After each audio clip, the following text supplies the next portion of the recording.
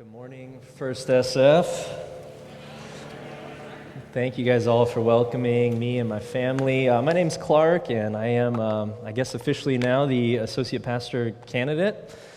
And we'll see by this afternoon what else that leads to.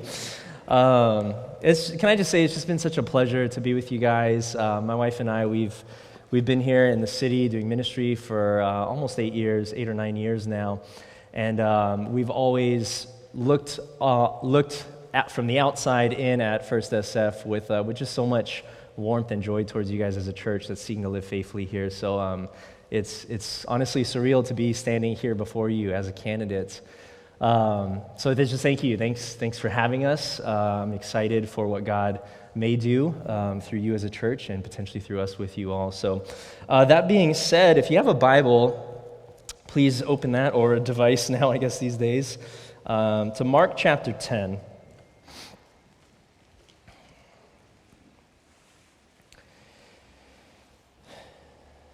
Mark chapter 10, and we're going to start in verse 35, and hopefully, if it's okay with you guys, we're going to read a number of verses just to get the full, broad context of the passage that we'll be looking at. Mark 10, starting in verse 35.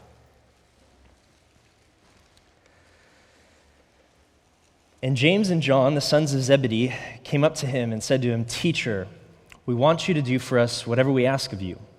And he said to them, "What do you want me to do for you?"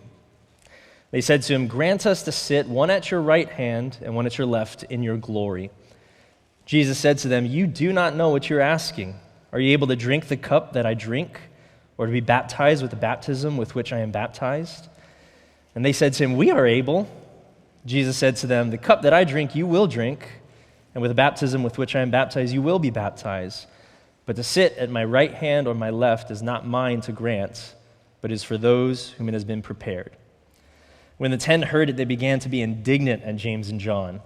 Jesus called them to him and said to them, "You know that those who are considered rulers of the Gentiles lord it over them.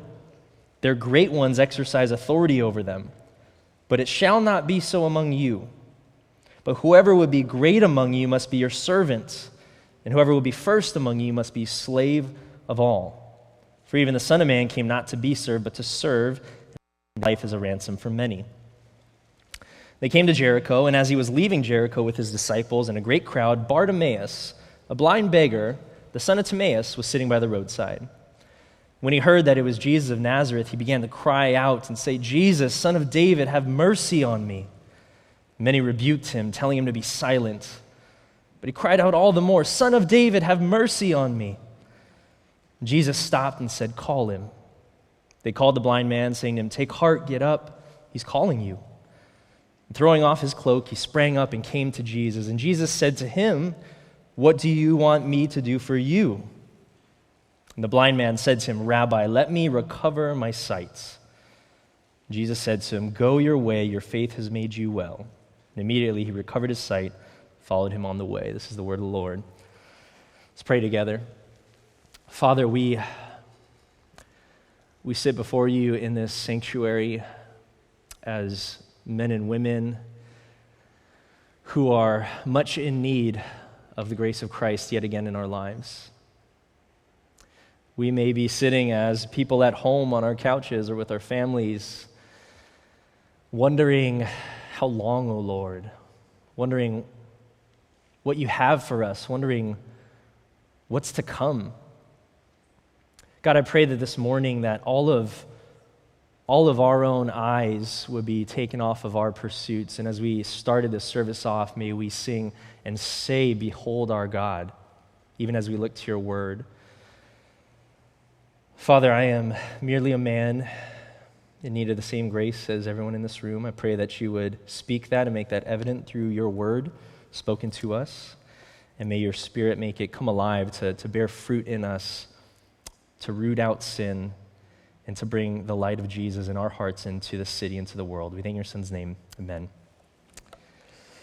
Well, if I'm going to be your associate pastor, I thought I would just start off by sharing a little bit about myself and You can take it or leave it, however you want to interpret it, whether that influences your vote or not. That's up to you.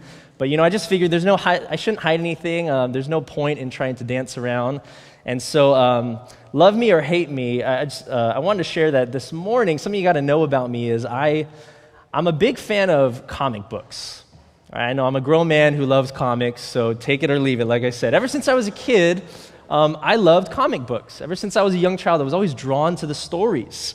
And I think the reason why, now that I'm an adult and I think back on that, and I still love them, it's because when I think about the superhero genre, if you will, it often follows an ordinary person, just like you and I, who has some sort of extraordinary encounter and then goes on to do heroic deeds. And they're a savior, a superhero of some sort in their city or their neighborhood. You think about people like Peter Parker.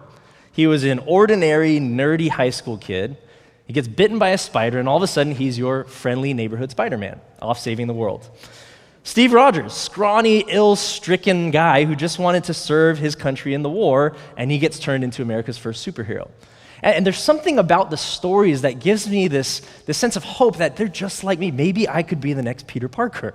Maybe I could be the next Steve Rogers. Now, medical science would have to advance a lot for me to become Steve Rogers or Captain America. But, there's a hope. There's hope, right? There's always hope with these sort of characters. And by the way, this is part of the reason I love the Marvel comics, not really DC, because DC, everyone's a god. No one's like you and me. So if there are DC fans in here, I'm sorry, but Marvel just is superior in that way, I think. Yeah.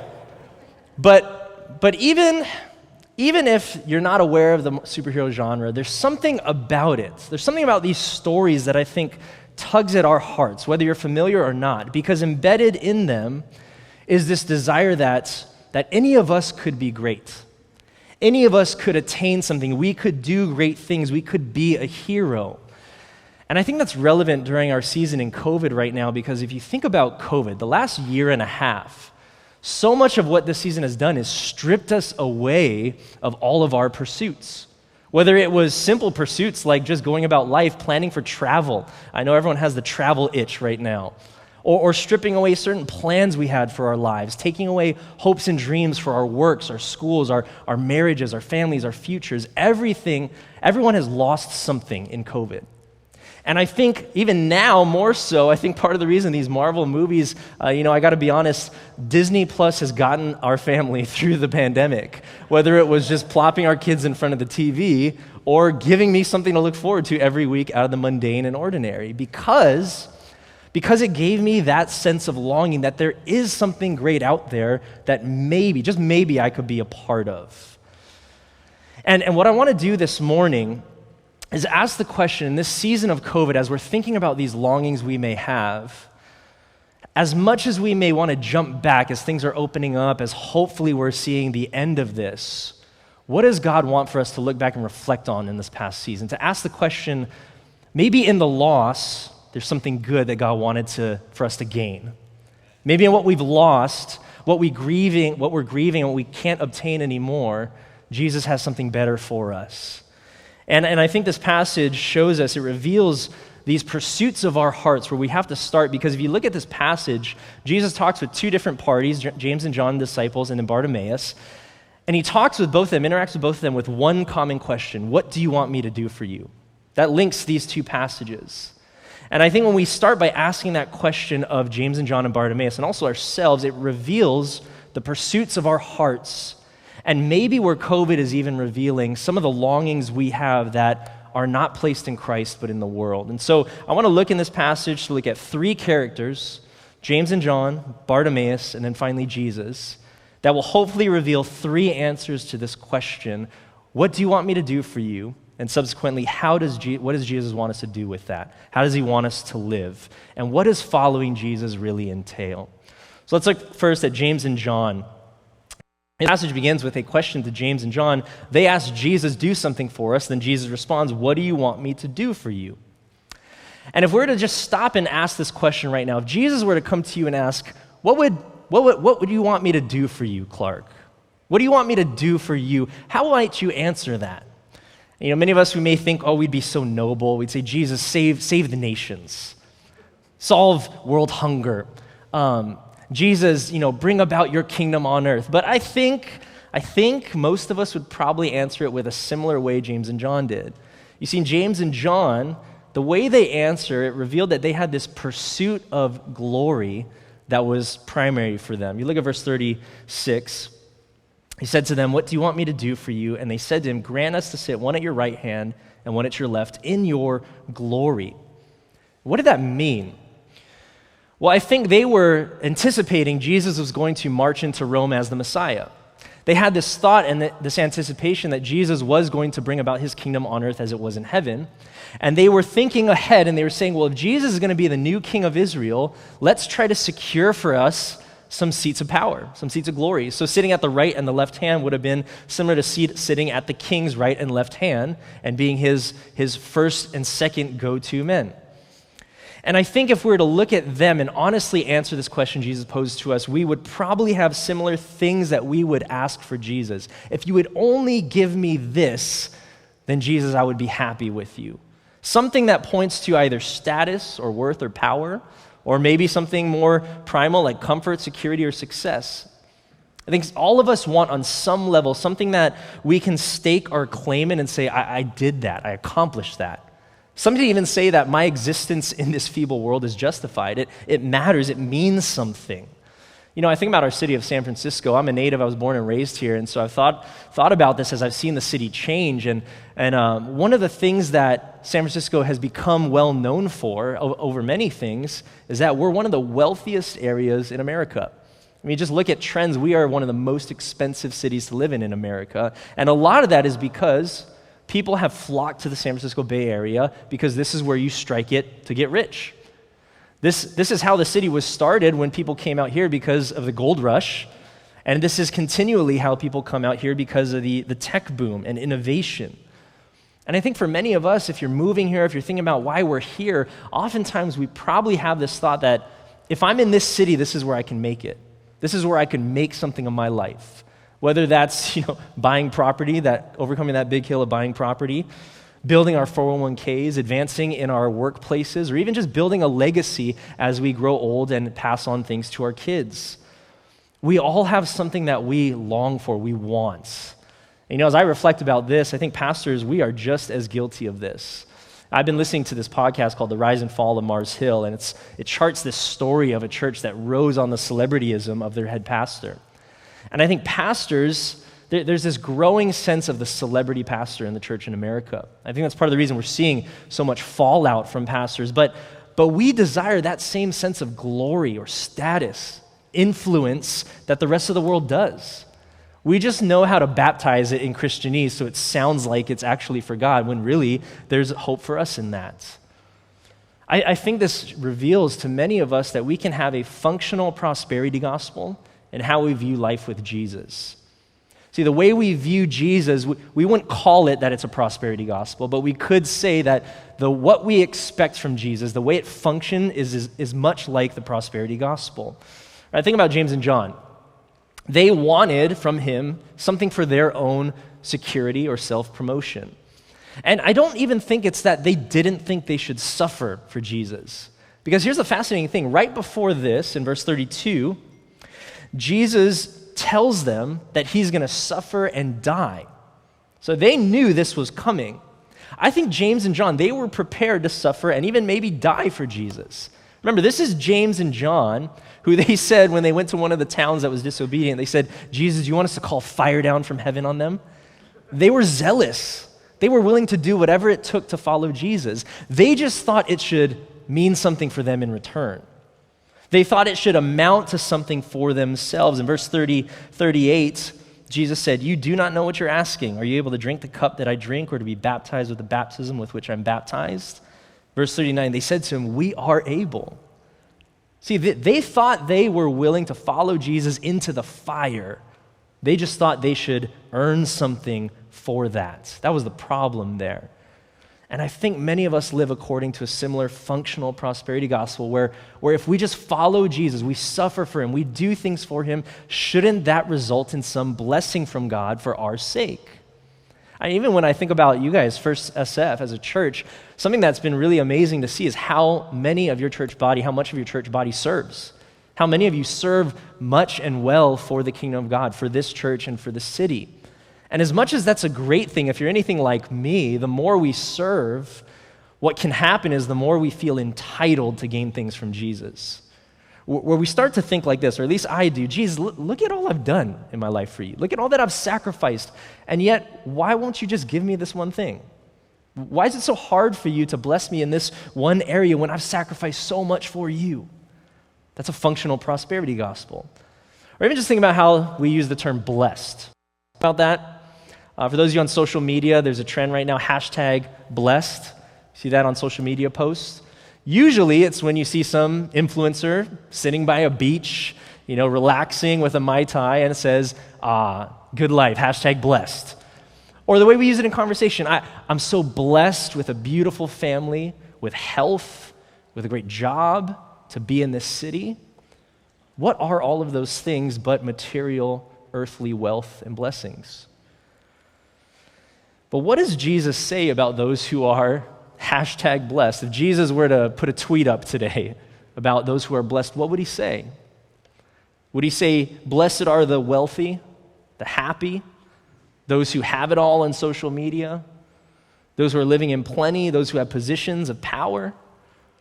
Remember what Jesus said about those who are blessed. He said, blessed are the poor in spirit, those who mourn, the meek, those who hunger and thirst for righteousness, the merciful, the pure in heart, the peacemakers, those who are persecuted.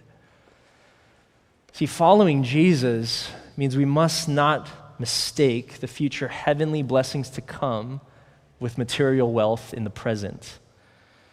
Jesus calls out this way of thinking, even in James and John, and reminds them, the way you're thinking about following me is the same way the world thinks about living their lives.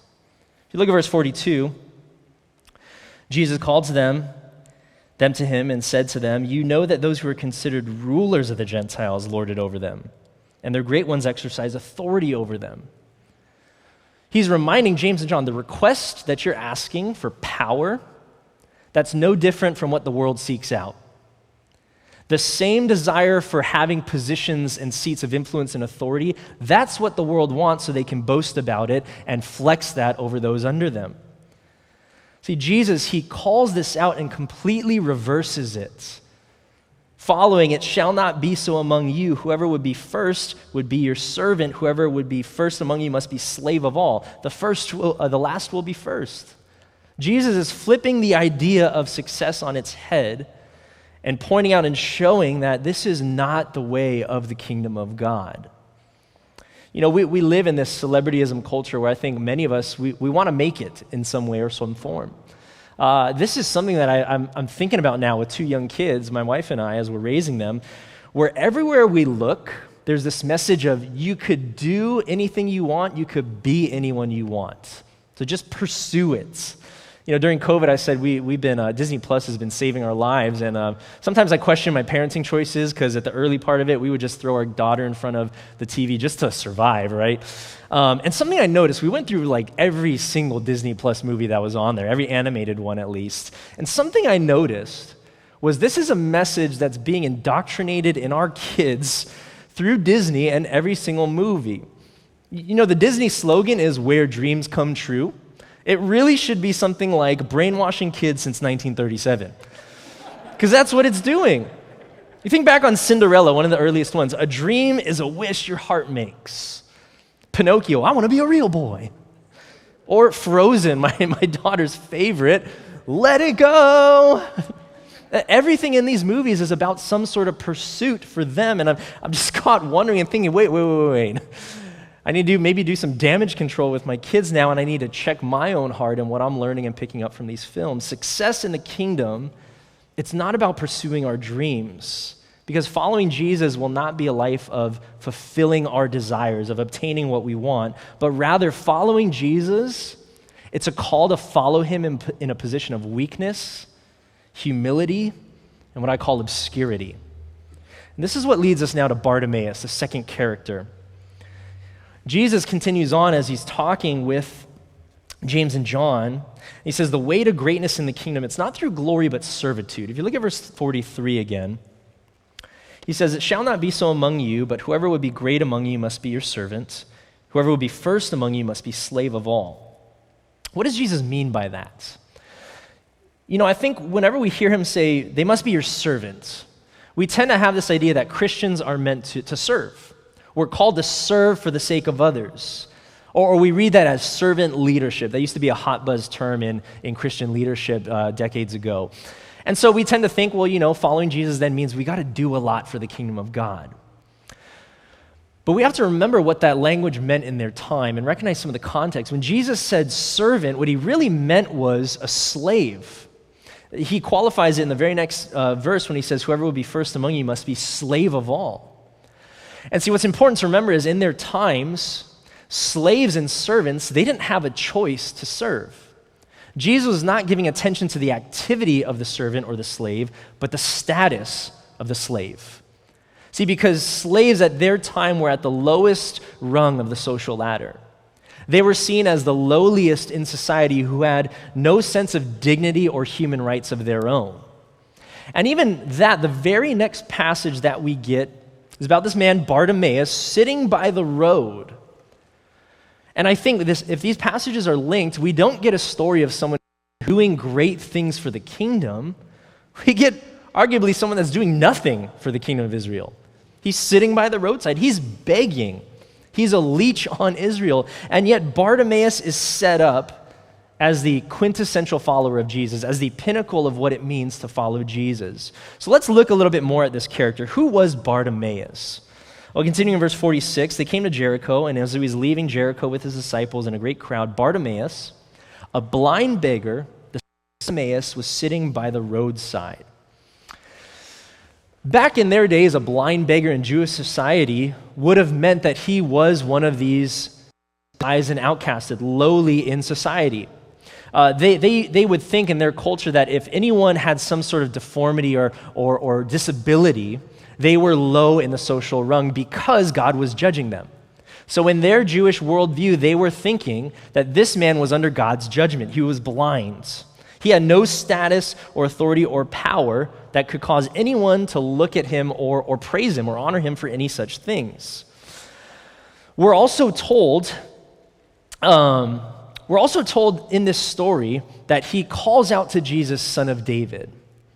Verse 47, when he heard that it was Jesus of Nazareth, he began to cry out and say, "Jesus, Son of David, have mercy on me." Then he does it again as he's rebuked. This just causes us to stop and think for a minute. I think sometimes we can just gloss over that and just assume, he's just referencing Jesus, because we know now in hindsight, after the fact, that Jesus is the Son of David. But back in their times, the Son of David was a term that signified the messianic king of Israel, someone who would come and right all wrongs for Israel. And we have to just stop and even ask the question, how would this man who's despised and outcast in Israel even make the connection that Jesus was the Son of David before he even went to the cross, before it was evident to them? We're told in the Old Testament, 2 Samuel 7, that the Son of David would come and establish his new kingdom for Israel. And then we're told in Isaiah chapter 35 that when this king reigns, he will heal the blind. So it's possible that Bartimaeus, he heard these two scriptures and he somehow made the connection and therefore was able to cry out to Jesus, "Heal me of my blindness, have mercy on me and recover my sight." But just stop and think for a minute, if you will. If Bartimaeus was blind, how could he read the scriptures? If he was an outcast of Israel, how would have he been allowed to sit in the synagogue and hear the scriptures for himself? On top of all of that, who was Bartimaeus by name? Well, we're told he's Bartimaeus, son of Timaeus. Timaeus was a Greek Gentile name, not a Hebrew Jewish one. So here you have someone that's on the outside of Israel. He's blind and can't read the scriptures. He likely would have been cast out of the synagogue, and he was not even part of Israel. And yet somehow he was able to make the connection that Jesus was the Son of David. We really don't know how he's able to make that connection, but the important part here is that here's the lowliest, most least likely of person to have seen Jesus for who he was. And yet here we have him most clearly seeing Jesus for who he is, even though he has no sight. And what did this faith of Bartimaeus lead him to ask for? It wasn't glory, it was simply mercy. Have mercy on me. See, the irony is that James and John, they've been walking with Jesus for 3 years now, almost 3 years. They've seen all that he's done, and they're still fixating on what Jesus can do for them for their own status and wealth in the world. And here you have a blind man that sees and meets Jesus for the first time, and because of his lowly estate, all he wants is mercy. He sees Jesus more clearly than anyone else in this passage. And I think it's even because of Bartimaeus' status, his lowly estate, he realized because he had nothing, Jesus was the only one that could do anything for him.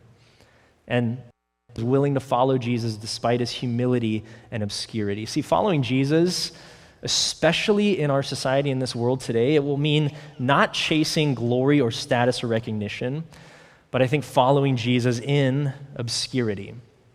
So what do we mean by that? What does obscurity mean? You know, obscurity, it can be defined as the state of being unknown, inconspicuous, or unimportant. It means it means having nothing and being even okay with that on some level.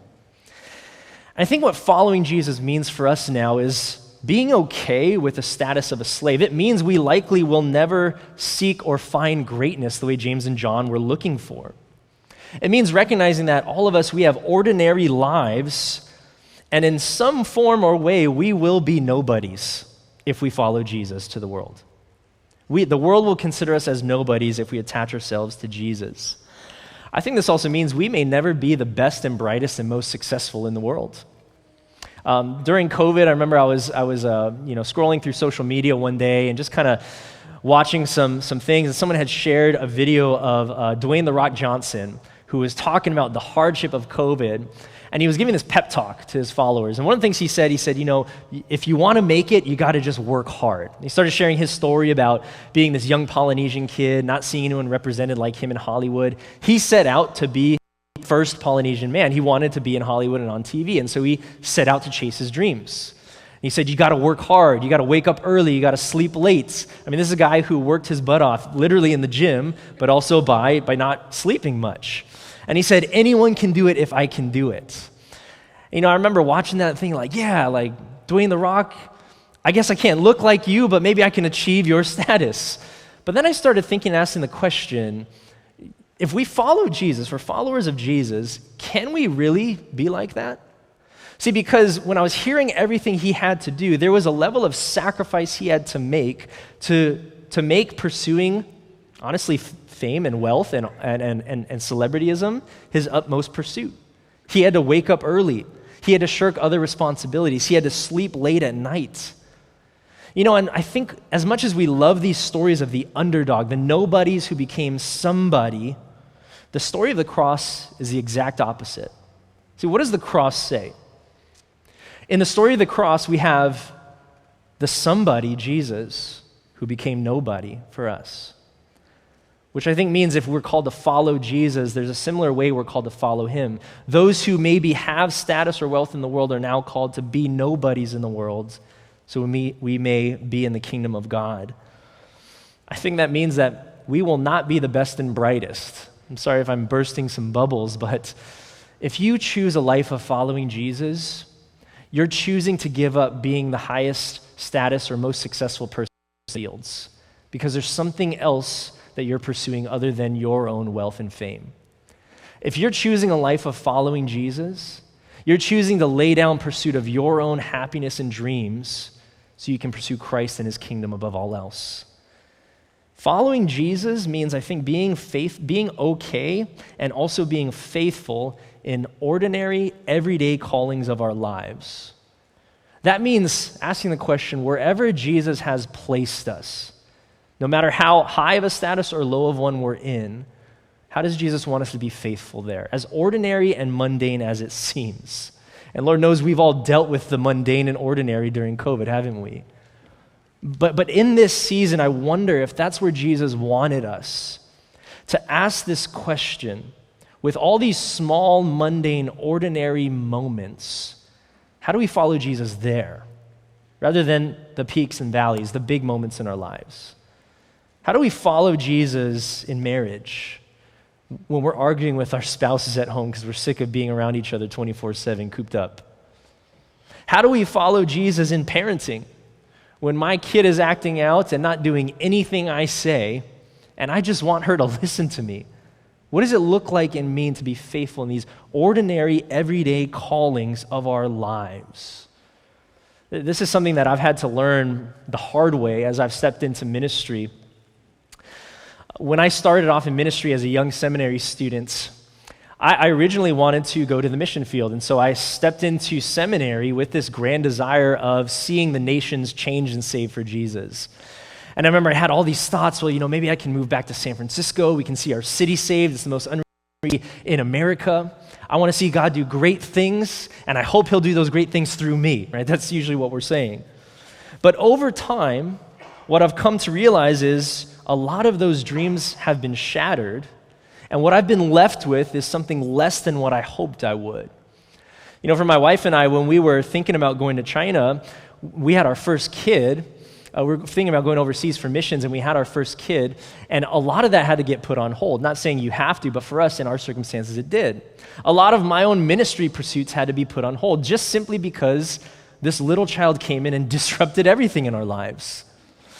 And I was wrestling with it one time. My wife and I, we had these arguments about, how much should I be involved in ministry now because of a kid? How much should I be involved at home? And we had all these tensions. And I remember honestly one day, and this is one of those things where, maybe it will change your vote of me, hopefully not. But I turned to my wife and I said, you and Kara are holding me back. Yeah, thank you. Father of the Year award, Husband of the Year award. Because I was starting to be hit with the reality that I just couldn't do all I set out to do. I just couldn't pursue everything I wished and wanted to do now that I was a husband and a father. And now what I'm learning, even through that, even as we've had to, over these last few years, lay down some of our own dreams and desires to go on the mission fields, and as we're shifting and as we're working through this season of our lives, I'm learning to ask this question: what does it mean to follow Jesus? Not with the big dreams I have 5-10 years down the road. Not once I get the notoriety I wish I had. Not once I can finally fulfill my dreams or see those things happen. But what does it look like for me to follow Jesus just today? Just today when life is hard. Just in these moments when we're struggling to get through this season. What does it mean to submit myself to Christ and just say, God, what would you have for me in this season, in this state, where we are? I still think we need healthy ambition. I want to dream about our city. I would love to be here and be part of FirstSF and ask the question, what would God have for us and through us as a church for the sake of the gospel here in this city? I would love to still dream. But I'm also coming to realize that, God's not going to do great things as we achieve great things, but much more as we just simply ask the question, how do we live faithful, ordinary lives? How do we give up every ordinary thing in our lives for his sake? And as we do that, we take heart that we follow a Messiah who exchanged his own glory for obscurity. See, Jesus, he had everything. He had all fame in the kingdom of heaven. He had all power, but he became nothing for us, as we're told in Philippians chapter 2. Mark chapter 10, verse 45, we get one of these most iconic sayings of Jesus. For even the Son of Man came not to be served, but to serve and to give his life as a ransom for many. And as much as this definitely signifies the way that Jesus came to die for us, when we hear this term ransom, there's an exchange that happens here. When Jesus came, he exchanged his entire heavenly status of glory to take up the lowly status of human obscurity. He exchanged the riches and wealth he had in heaven for being the poorest of the poor, being a homeless person in Palestine. And he exchanged that so that no matter where we find ourselves today, we wouldn't have status and wealth the way the world desires, but we would have that heavenly glory that we now are citizens of the kingdom of heaven wherever we are here on this earth. You may be feeling sometimes like I do, where you're in a place of insignificance, being overlooked or forgotten. I honestly felt that so much. The last 7 months I've been unemployed and looking for jobs. There's so many times where I just felt overlooked, felt forgotten. I even prayed to God sometimes, God, have you forgotten about me? You may be wondering if this all life has for you. But if I can encourage you, brother and sister, or even if you're not a believer and you're here, regardless of where you are in your status or state in the world, Jesus sees you the way he saw Bartimaeus, and he calls you to himself in the same way. One of the things I love the most about this passage, if you look at all of Jesus' 30-some-odd healings throughout all the Gospels, you know how many of them where Jesus names the person by name, or how many of the healings where even we hear the name written by the narrator? Only one. That's here with this man, Bartimaeus. The lowliest of person, the least likely. I think Jesus and the narrators and the writers are trying to show something here. That here you have someone that was overlooked by all of society, and yet Jesus saw him. He heard him. He called him. Wherever we are, wherever you may be, however lowly it is, however much you may think, God, where are you? Can I say, maybe that's right where Jesus wants you to be. Maybe that's right where he has you. Because in those moments of lowliness, in those moments of low status, Jesus, he sees you. He bestows upon you a title that nothing in the world could give us, but the title son or daughter of the heavenly King. I think this is one of the lessons God may have wanted to teach us most through COVID, at least for myself, I'm learning. Maybe this was God's chastening of us in this season, of the American church. Because everything that we thought was good and true of the church, I think God is reorienting.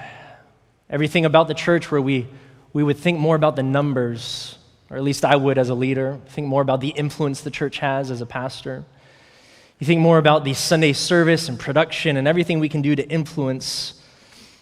Jesus took that all and he blew it up. He turned it on its head and he said, you know how you're going to do great things for me? By becoming low, by having nothing. And I think here's the irony. In this way, we will have the greatest impact for the sake of our city and the nations. Not when a few people come up here and do some extraordinary great things for Jesus, but when all of God's people take up the call to do every ordinary thing in their lives for him. Even think about, how did Jesus turn the world upside down? He chose 12 unknown, ordinary men. He spent 3 years with them, and then he sent them out into the world to do the same. Brothers and sisters, if we want to see our city saved and the nations reached with the gospel, will we choose to lay down our lives as we sang, and to take up every ordinary call of our lives, and to simply say, all we have is you, Jesus. Have your way with us. Let's pray together.